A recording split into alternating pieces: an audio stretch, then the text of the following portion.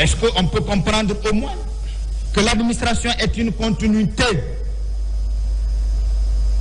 et qu'en vertu de cette continuité, la Guinée était gérée par d'autres personnes et que les actes posés à ces moments-là,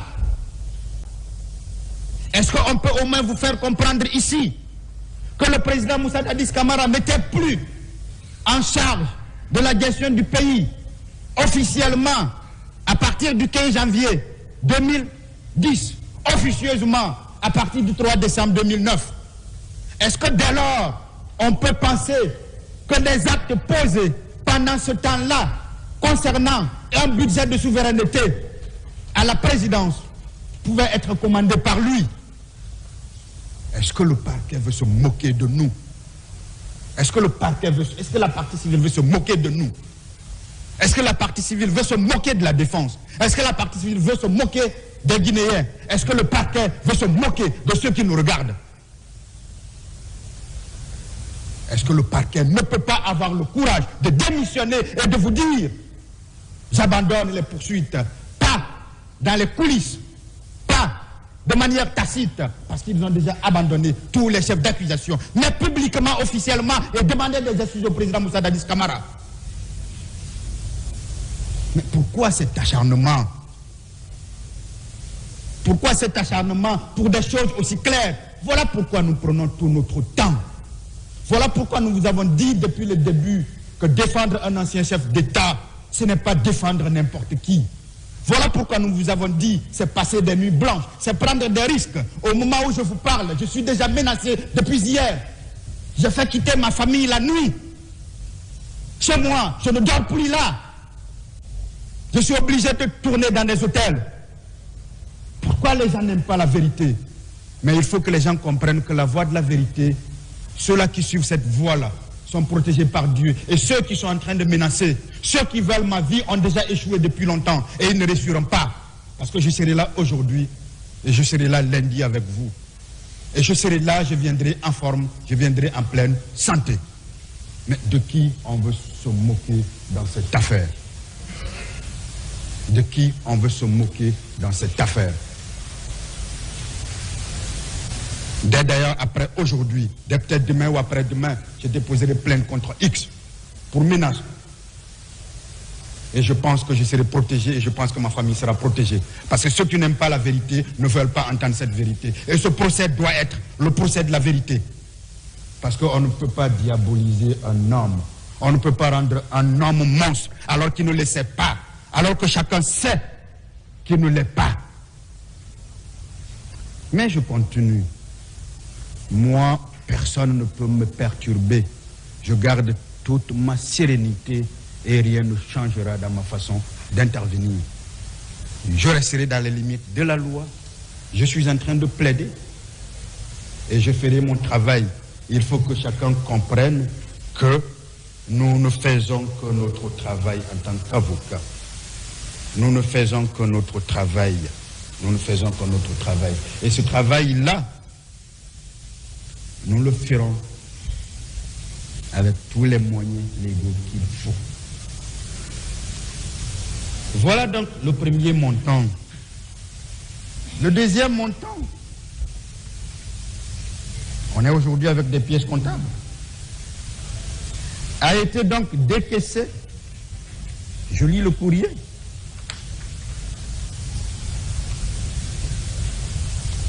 $2 milliards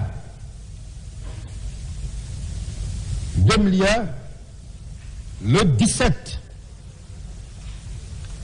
mars 2010, suivant la pièce d'écriture PE numéro 22003627 du 17 mars 2010, chèque numéro A, chèque numéro A 00046 827 du 17 mars 2010, donneur d'ordre, régiment commando, confère pièce d'écriture numéro 24003627 du 17 mars 2010. Voilà, Monsieur le Président, cette pièce. Voilà cette pièce. Que faut-il retenir? Comme dans le premier cas, ce décaissement a été fait le 17 mars 2010. Le 17 mars 2010, mais on pense que ce montant a servi à entretenir et à financer des recrues de Caléa qui sont allés commettre, selon le parquet, des infractions au stade du parquet, des infractions au stade du 28 septembre. Est-ce que ce raisonnement peut tenir même dans les coulisses? Est-ce que ce raisonnement peut tenir devant un tribunal criminel? Est-ce que ce raisonnement peut tenir aux yeux même de quelqu'un qui n'a jamais fait le droit? À plus forte raison, celui-là qui a une pratique professionnelle en justice. Pour nous, de la défense du président Dadis, c'est bien non. Parce que le 17 mars 2010, le président Dadis ne gérait plus la Guinée. Le président Dadis était parti. Mais nous sommes toujours avec le compte de souveraineté qui était le président intérimaire. Mais si on doit demander des comptes, il faut bien qu'on lui demande comment ces montants ont été décaissés. Le président Dadis doit être très étonné que je parle de ces choses-là, parce qu'il ne doit rien en savoir. Que je parle de montants aussi élevés qui ont été utilisés et on veut lui faire supporter la paternité de l'utilisation de ces montants-là. Il ne sait pas, alors qu'il est en train d'apprendre.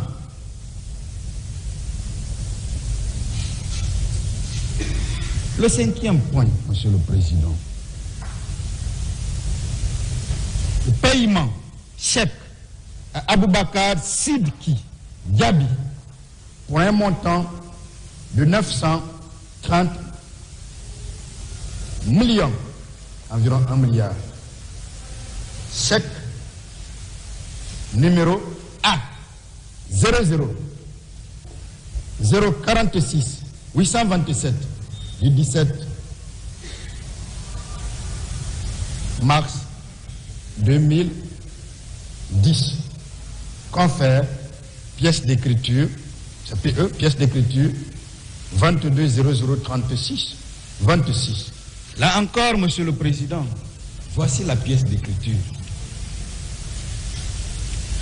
Mais deux choses à retenir pour nous. Si le montant de 9 milliards 500 millions, si ce montant a été payé en espèces, si le montant de 2 milliards a été payé à Gono Sangaré, les 930 millions n'ont pas été payés à Gono Sangaré, ça a été payé à un certain Aboubacar Diaby. Première chose. Deuxième chose, Monsieur le Président, dans la lettre du ministre, il est clairement indiqué l'ouverture d'un compte de 10 milliards. C'est la demande qui a été faite. Mais comptez, 9 milliards 500 millions, 2 milliards, ça dépasse déjà. Ça fait 11 milliards 500 millions. Ça dépasse largement le seuil de la demande qui a été faite. 930 millions Moi, je pense que le parquet devrait plutôt fouiller par là. Au lieu de fouiller, là où il ne trouvera aucun élément pour le servir. Le troisième élément, et nous revenons là-dessus, voilà encore le caractère sélectif et discriminatoire de la poursuite. Parce que tous ceux qui sont supposés être proches du président Dadis doivent être mis négativement en lumière, mais ceux dont on pense n'avoir aucune proximité avec lui, on n'en parle pas. Je ne connais pas, c'est M. Diaby, Aboubacar, mais je me demande bien pourquoi on parle beaucoup de Gono Sangaré. Pourquoi le parquet ne parle pas de lui?